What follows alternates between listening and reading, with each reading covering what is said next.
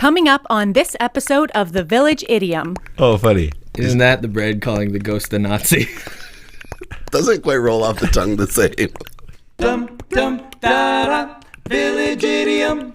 Hello and welcome to the Village Idiom. We are a podcast that takes a popular saying and analyzes it and criticizes it and takes a shallow but hopefully comedic dive into its usage, origins, etc. But really, we just hang our otherwise directionless conversation on it. Speaking of directionless, My name is Jurassic Mark. and I'm Skinny. And right between us, sandwiched between us like a dill pickle. Wait, do I need a fake name? No, use your real name. This is Beetlebat. Yeah, there we go. The Beetlebat. The Beetlebat, longtime listener. First time guest. First time guest. Good having you this week. I don't have a script with me, so you guys are going to have to feed me lines. There's no script. We're scriptless. We have a couple of notes for the origins and the intros, but everything in between. Well, Just happens. if you want to just throw me some jokes so I can be all, haha, look at him. Look how prepared Beetlebat was Yeah. for this. No, we're just glad you're here. Mm-hmm. Actually, our goal for the new year, we had already said, was to have more guests, and you're the first one in 2020. Which is awesome. Wow. There couldn't be a better one. I'm honored. Truly. Honored. And of all days, we're really going the extra mile today to pull it together. Because Yep. there is, what's a snow tsunami? Is there a word for that? Or a snow-a-cane? Snownomi. A snow-a-cane? Snownomi? That kind of works. I think sounds like a Japanese I think dish. people usually go with blizzard. Blizzard, that's the word I was looking for. It's a snow-nami. Yeah, we're actually recording a day late. It's a snow-a-cane. Yes, we're having one of those. Snow cane. Oh, that's something else. Snow mommy sounds like it's made of soybeans. Yeah. Yeah. They're Yeah, delicious yeah. with some sea salt. It does sound like a Japanese dessert. Love me some Snownomi. Some snownomi. It's really good. It's a beautiful thing. Shredded coconut. On your Snownomi? Yeah. It does. I bet it actually is something. Delicious. We're laughing about it, but if you look it up, it is white out today. it is white out. That where we're from, we don't get this kind of snow very often. No, it's a rare treat. I know people think Canada, and we all run races in the Iditarod and with our husky team. But Crawl out of our igloos in the morning, exactly. But we never club see snow. some baby seals. We just do that for fun in the afternoon. All work in lumber yards. I always thought, Oh, wait a minute. You actually are a lumberjack. not a lumberjack, but you legit work in a Canadian sawmill. Yeah. He's jacked and he does lumber. So he is lumberjacked. Nice. It's Yeah. very cold outside, guys. Don't work in a lumber yard. Yeah, I bet. But you've got the gear, right? You're warm most of the day, or no? Is it Well, you have to use your hands a lot, and so you can't use too thick of gloves, so your hands get pretty cold. yeah, that's brutal. You need to feel the wood. Yeah, the first probably hour and a half of Monday was just shoveling snow, Nice. and then They have like equipment at a lumberyard, They or have- just you. they have snow shovels. That No, counts. no bobcat on the premises. No, they didn't think they needed it. They can rent one, Right, we don't have that much snow. They're but probably I mean, they need all that money to bathe What? in. to bathe in. Scrooge McDuck. Every once in a while, the owner comes out if things are getting reeled down and gives us all a nice handshake and says, "Oh, here's your Christmas bonus. What's your name?" And it makes us feel real valued at the company. So we'll reserve saying the name of the sawmill Yeah, because they're big listeners as well. they're great. They're angels over there. Exactly. That's so funny. Well, it's been a wild one. I've been I've been in bed for 3 days. This is the first time I've come out of my cocoon. Out of your hibernation. Yeah, I just sit in bed and sweat. Well, you picked a good time to be sick and hibernate and under this blanket of snow. Yeah, there's not a lot of expectations to maximum productivity at the office, seeing as how it's shut down. Yeah, exactly. So this is if you do have to get sick, might as well do it in a snownomi. It's fun to drive in. If Absolutely. you've got the vehicle to drive in it. Even if you don't. It's fun for a while. I have a 16-year-old, and she is learning how to drive. And so I'm like, you know what? I'm going to take advantage of this opportunity in the snow, and we're going to teach her how to drift some corners, and if she does get in a pickle, at least how to counter steer and all this sort of thing. Totally. It was going great. We're out for about an hour, and the first 55 minutes were pretty awesome. Good for her. The final 5 minutes were not as awesome. involved a 180 into a snowbank, which put a hole the size of a basketball into my front bumper. Oh, man. But it was actually pretty exciting. But when you were her age, did you have any stories like that? No one did that for me. No, but you've never crashed a car, never... Oh, I've done that. Right. So Yeah, of course. you can't make fun of her too much because that's just... Oh, no. She was having a great time, and she did really well. So I throw some props at her.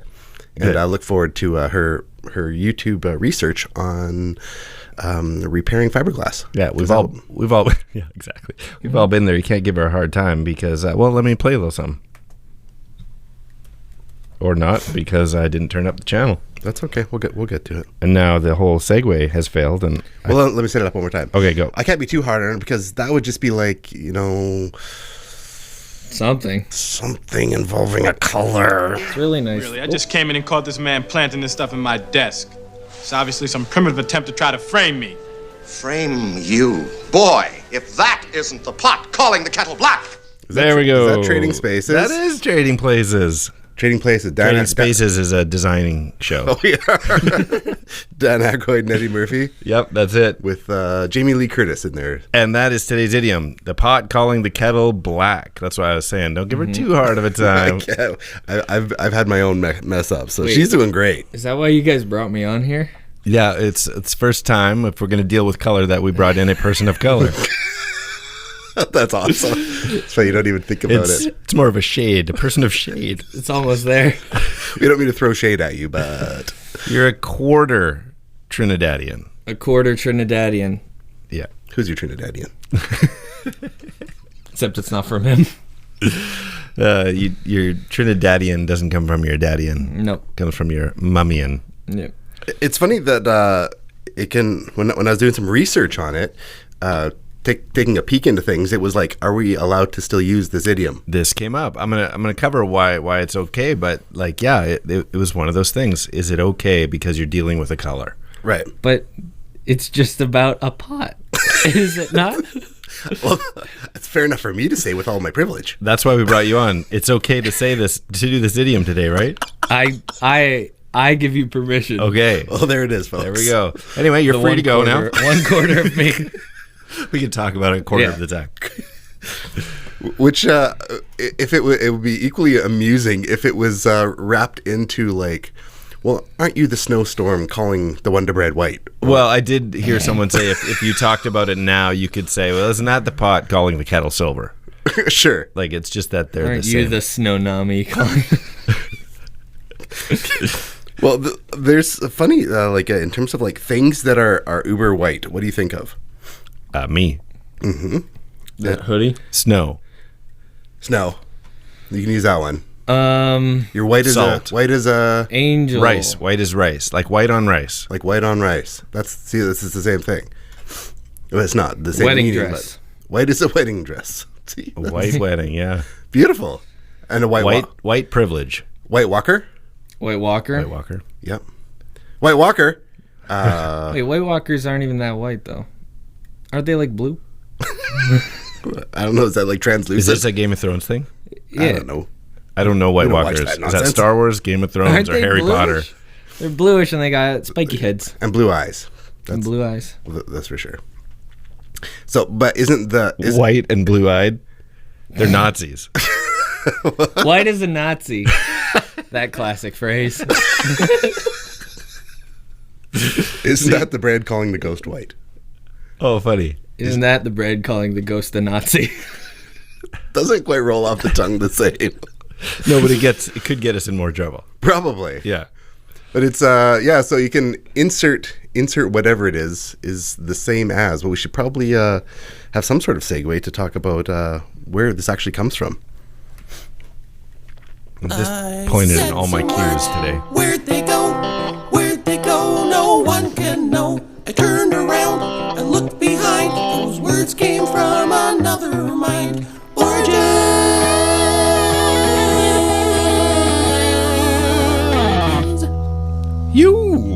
Origins. Back at it. Beautiful. So where does this thing come from? Well, here's a fun thing. The earliest appearance of this idiom is in Thomas Shelton's 1620 translation of the Spanish novel Don Quixote. Don Quixote. Don Quixote. With an X in there, a silent X, pronounced H, right? Is that a normal Spanish thing? X. You took Mexico. Spanish. Ah, good point. Ixtapa? Tejas. Tejas? Do they call Texas Tejas? Yeah. I never do that. Yeah, let's go on up to Tejas. How do you say exit? How do they say xylophone? Xylophone. All right. Anyway, it came from the Spanish novel Don Quixote. I'm going to just read this out because it was too involved. The protagonist is growing increasingly restive under the criticisms of his servant Sancho Panza, of which one is, "You are like what it is said that the frying pan said to the kettle, avant black brows." So That rolls right off the tongue. I know. So that's where it comes from. And if the Spanish text at that point is, oh man, do you want to read that Spanish right there? Can you see it? Dijo la sartén a la caldera, quítate a la ojinegra. Yeah, that's great. Yeah. Is that the pot calling the kettle black in Spanish? So it said the pan to the pot, get out of their black eyes. Interesting. Yeah. So it's Have you identical. guys read Don Quixote? No, it's in Spanish.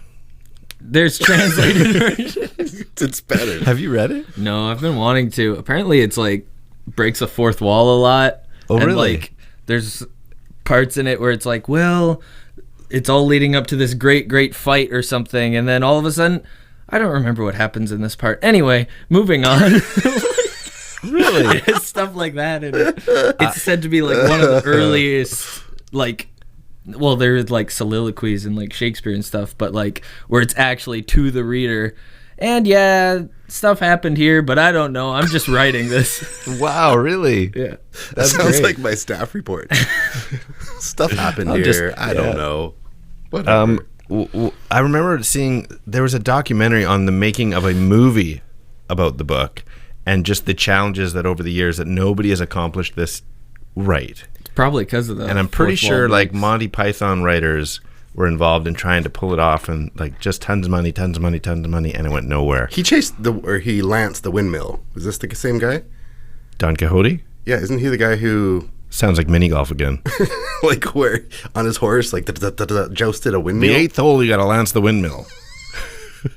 I don't know, man. I actually don't know anything about it. Yeah, pretty sure there's a windmill in there. No spoilers. Oh, sorry. Well, it's in Spanish, so. In the book, it's identified as a proverb, and in the text, basically, we already said this, but it's criticizing the guy of the same defect that he plainly has. So you're criticizing somebody of something that's your own problem to deal with as well. So that's both the definition and the origin. This version was also recorded in England soon afterwards as the pot calls the pan burnt arse. Did you come across that? Yes. Burnt arse. In John Clarke's collection of proverbs. Here's another one. Paroemiologia Anglo-Latina in 1639. So we're still in the 1600s, and it switches to black arse, which actually makes a ton of sense. And we're going to get to that in a second because a nearer approach to the present wording was found in 1682, William Penn, in his collection called Some Fruits of Solitude and Reflections and Maxims. And his says, If thou hast not conquered thyself in that which is that. This is too long. I'll get to the end. Drunkard against intemperance is for the pot to call the kettle black. So we're bang on what it says now. And this is more back in a day when cookware was cast iron. Yeah. And so everything was like, the cookware was black. Yeah. Whether via fire or that it was cast iron. Which is why this is not a racist statement. Never has been. Its origins aren't there at all. It says everything was cast iron. Yeah. In fact, the burnt arse makes a lot of sense because one of the arguments I saw out there was that the pot is calling the kettle black. The pot is on the counter. The kettle is over the fire. Right. The pot's already like shiny black, but the kettle is black from the bottom Sooted. up. Yeah, so that's why burnt arse gets brought into this. Right, your backside's So blackened. both black, different ways. One is black shiny, one is black from the I soot. started cooking with cast iron in camping this last year, even though it's heavier. Yeah. Like, were you doing a big hike out somewhere? Or No. This is like trailer material. Because if you're doing a big hike out, cast iron might not be the best material to bring. What was I thinking? This is a terrible idea. But the biscuits will taste so good. It was with the premise that I wanted to bake. and so baking and using a campfire and charcoal. Okay. And so that you take a cast iron, so I use a Dutch oven. It's got lidded, and the measurement is that you take as many coals as the circumference or the diameter. So if it's a 9 diameter inch Dutch oven, then you would put 7 on the bottom and 11 on top. So it's 2 under, 2 over. Okay. And then that will generate 350 degrees for baking. Interesting. Yeah. So makes so like this last summer I went mad with I did shortbread, pineapple while camping. Pineapple upside down cake. We made a like a caramel cake with a caramel sauce like in the fire. Wow. I know it went totally nuts. Brownies, all the rest of it. If you can bake it, we tried last summer. Cast iron is the way to go. Wow. Creme brulee. I haven't tried creme brulee. Yes, but the gist of all of that is that cast iron, because of how its properties to with heat retention and heat dispersion, cast iron, and it's heavy and black, but it is fantastic for camping. Wow. Yeah, cast iron cookware. That's amazing. So that is the most popular theory of why it's the pot calling kettle black, is that everything was cast iron black back in 1600s. Anyway, another theory though is that it's, and this would completely remove it from any racism, is that it's not about the color they were, but the things they have experienced. If it's all soot, it's not about what color you actually are. It's not about the color of the pot or the kettle. It's that you've both been through the same things. You're both covered in soot. So you've both had the same experience. You've both put a basketball-sized hole in your fiberglass bumper. Oh, and I was in the Sistine Chapel this last fall, and they they left one. Of course you were. They left a corner uncleaned up, and so back in the day it was just candles. Candles. And so the roof of the Sistine Chapel, as famous as it is, was blackened from soot. And so they had to go They through, leave it unclean to show that? just to show, how black it was from the soot. And yeah, it was really quite remarkable. You're like, oh, like why would a treasure like that ever, be sooted? Right. But if that's what you got for light, then that's what you do. Yeah. Interesting. Yeah. So really they're just saying, look how good of a job we did cleaning up. We're amazing. Twice.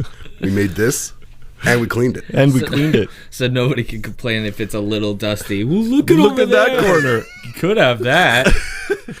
That's kind of your version of cleaning at home. Leave one messy place. That's what it did look like before. Yeah. I cleaned up the put rest one of it. big footprint right in the middle, one muddy footprint, and like, look at how terrible that is. But the rest. That's how bad it could be. Yeah. An alternative modern, and when I say modern, this is 1876. Far removed from the original intention, argues that while the pot is sooty from being on the fire, the kettle is polished and shiny. Hence, when the pot calls the kettle black, it's its own reflection. So this is what it says in St. Nicholas Magazine, 1876. "Oh ho," said the pot to the kettle, "you are dirty and ugly and black. Sure, no one would think you were metal, except when you're given a crack. Not so, not so," kettle said to the pot. "'Tis your own dirty image you see, for I am so clean without blemish or blot, that your blackness is mirrored in me." I love a limerick. It was 3-verse limerick. Yeah. So that was not about either. It's a brand new definition. You're seeing your own reflection. Like, you don't have the right to call me that. You're looking at yourself right now. Right. It's that plank in your eye, Yeah. speck of dust Bible one. Yeah, exactly. Don't let me get all technical on you there. Yeah. Speck of plank. A speck of blank in your eyeball Bible. Here's one. So what I love about a lot of our idioms is I'm trying to remember 6 of one, half a dozen of the other. Remember that? A lot of people just go 6 of one. Like, and you know what the whole meaning is.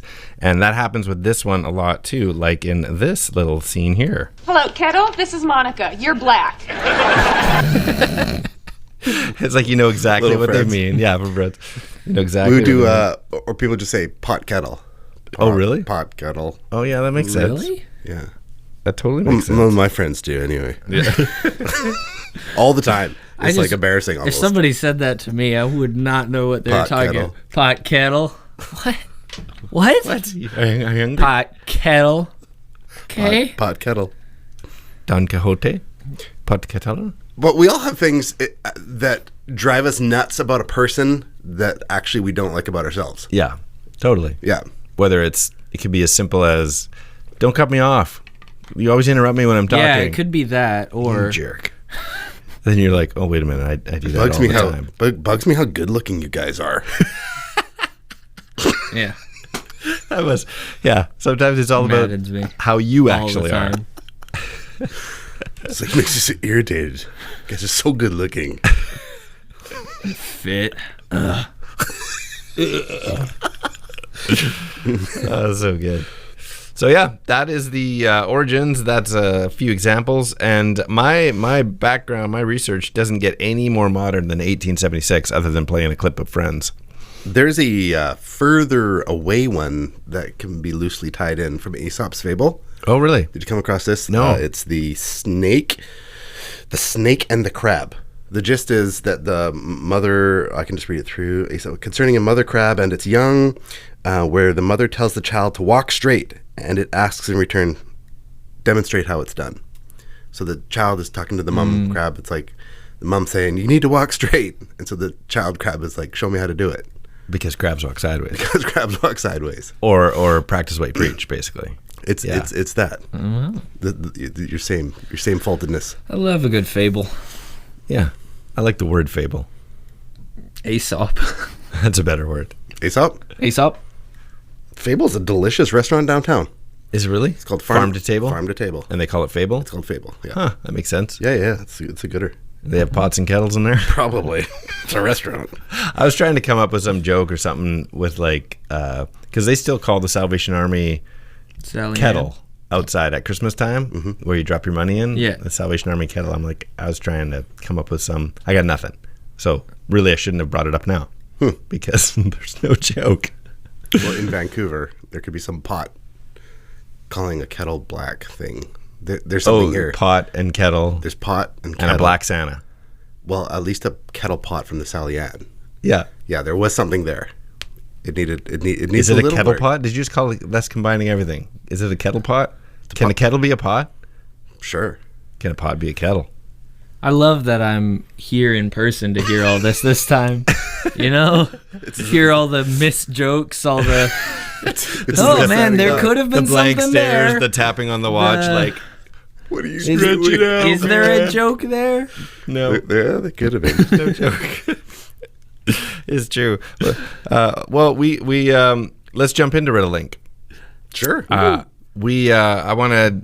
Okay, first of all, Riddle Link is a game we like to play that is a two-part, usually trivia-based question that requires a two-part overlapping answer, overlapping by sound or syllable or word or words if you're really lucky. So, for example, last week we talked about our idiom was shoot the breeze. And so we left all our wonderful village-idiom children out there who's listening with this one, to have a meaningless chat about the song that Diana Ross and Michael Jackson sang in The Wiz. Did you hear this one before? Do you know what the answer is? I do know what the answer is. Give it to us. Shooting the breeze on down the road. That's exactly right. He's on down the road. He's on down the road. So it's shooting the breeze and he's on down the road. It's overlapped by the sound. And so that's how this is played. Now, before we get into our puzzles, I got to show you something. So I got to look at the username here. Somebody contacted us, TaterTot76. And they've been commenting. They were one of the people that challenged us when we shortened our Origins song down to just the short version of it. They're like, my kids sing along, my kids sing along. So she caught her kids making up a Riddle Link song about us. That's awesome, really? And so I want to play it for you right now. She filmed it? Sure I got some sound here. And you got to listen closely. There's a lot of car noise here. Go. When there's Riddle Link, you know to call Jurassic Park and Skinny. You could see someone to make the fall. Jurassic Park and Skinny. That's hilarious. That's the Teen Titans theme. Is it really? Yeah. See, I didn't even know that. That's awesome. Oh, see, it's good you're here. Would you have known that? No, I had no idea. Though I have seen Teen Titans. Oh, it's playing again. Yeah, so I was just laughing. Like, so it's their Monday. We release this every Thursday. It's their Monday routine on their way to piano. They listen to the Village Idiom. That's so that fun? funny. Yeah. So who do you call? Jurassic Park and Skinny. He's really jamming that into where Teen Titans should be. Oh, really? Yeah. Okay, well, I got a couple of Riddle Links. And I also have a couple. And Beetlebat, you probably came super unprepared, so why don't we let you try and guess these? All right. I'll get going with one to get things moving. Mm-hmm. Take a crap. Nice. It's good. Take a crap or don't, he said while ironically also sitting on the toilet. Oh. The kung fu is tricky on this one. Yeah. Do you know the first part? Take a crap or don't. Oh, it's 2 idioms. Well, I can't swear though. Isn't that have swear? No. I'd say that's what I thought too. I thought it had a I swear. wouldn't make you guys do a swear. So you already said arse once. It's okay. So I'll say it without swearing. Poop or get off the pot, calling the kettle black. Okay, yeah. So it's get off the pot. Oh, get off the pot. Yeah. Oh, yeah. I had his answer too. Poop or get off the pot. Oh, I wasn't thinking that. Sorry. Yes. So yeah. Poop or get off the pot, calling the kettle black. Get off the pot, calling the kettle black. Okay, I got one for you, Beetlebat. One might say this to someone hypocritical when taking this to stimulate the evacuation of one's bowels. Let me read it again. Or do you got it? No, I got it. Pot calling the kettle blacksedative. Yeah. What? He's an ace. That's amazing. You really know your bowel stuff. I would think. Why'd they both have to do with poo? When he started, I thought you had mine again. I'm like, oh no. Poo jokes are funny on the whole. Oh yeah. That's a good one. Okay. All right. Oh, wait, here we go. Just a sec. Give me a sec. 1 sec.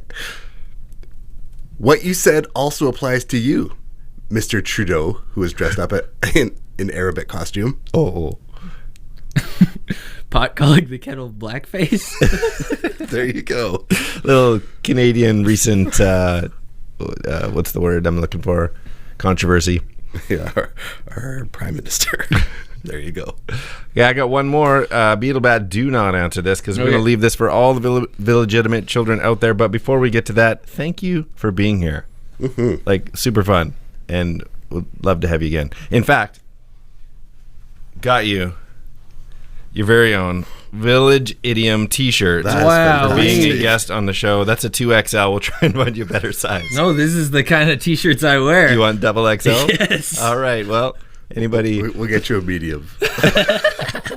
Or an extra small. There you go. Thanks for being here. In case you get more lumberjacked. Okay, this one is for everyone else. But before I give it to them, Skinny, how can they get a hold of us? You can reach us on Instagram at the.village.idiom. Why are you so staccato? Or you can email us at thevillageidiompodcast@gmail.com, or whether it's Facebook, YouTube, or Twitter at 3 Minutes Gone. Perfect. Here it is. It goes a little something like this. I forgot what I wrote. This was our first clip that we played in this episode was from this movie, featuring this song from Iron Maiden. And I meant to have a clip of the song, but I'm not ready. That'll get us going. I got it. Do you? I think so. Do you know the song? It's a pretty major song. People should get it anyway. Yeah. Absolutely. I think actually I said it at one point as an off-the-cuff thing. Oh, did you? Yeah. So it's all good anyway. Okay. So thanks a bunch for being here, man. Yeah. Good times. Glad to be here. Macaroni salad. Get to see behind the scenes. Yeah. It's very different, right? Not very many people have seen the studio. Yeah, it's amazing. The camera's a lot smaller than I thought. A lot of people say the studio audience. It's not the size of the camera. It's how you use the camera. So, anyways, it's been fun putting things together. So, I am Skinny. I am Jurassic Mark. And I'm Beetlebat. And these are the Village Idioms. That's 3 minutes gone.